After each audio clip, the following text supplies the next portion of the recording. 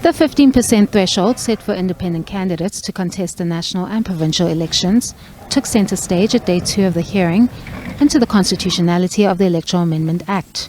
The question pondered on was, is it a justifiable limitation? Respondents in the matter seem to think that it is, arguing that it serves a legitimate purpose.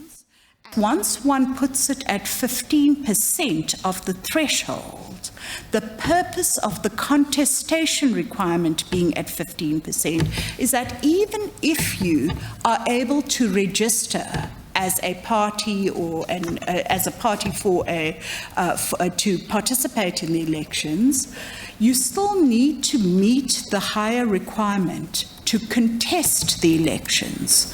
Because if you don't, you run the risk of everybody, even with minimal support, not being able to, contesting the elections, very long ballot, complicated, difficult for voters to understand all of the reasons that the IEC has given on that front. The threshold will equate to independents needing up to 14,000 signatures, depending on the quota, to participate in the contestation, a figure that the applicants argue is too high for independents. Advocate Stephen Butlinder argues that while he may accept it as a daunting task, there is no evidence before the court that this task is impossible.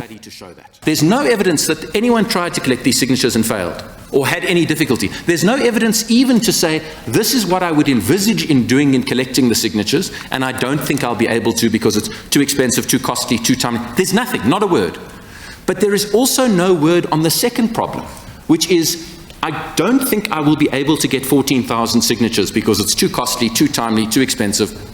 But I'm confident that I have a prospect, any prospect, of getting 92,600 votes.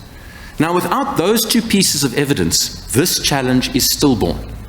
Political parties were previously only required to provide 1,000 signatures to register as a party. The One SA movement submitted that the Act's new extra requirement of up to 14,000 signatures for contestation is a quote-unquote ploy to keep new entrants out. The court probed this issue further.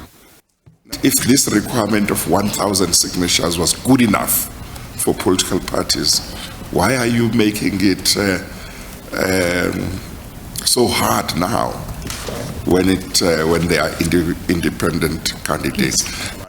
Judgment was reserved. South Africa is expected to head to its next general elections in 2024. Kani Mapanga, SABC News, Johannesburg.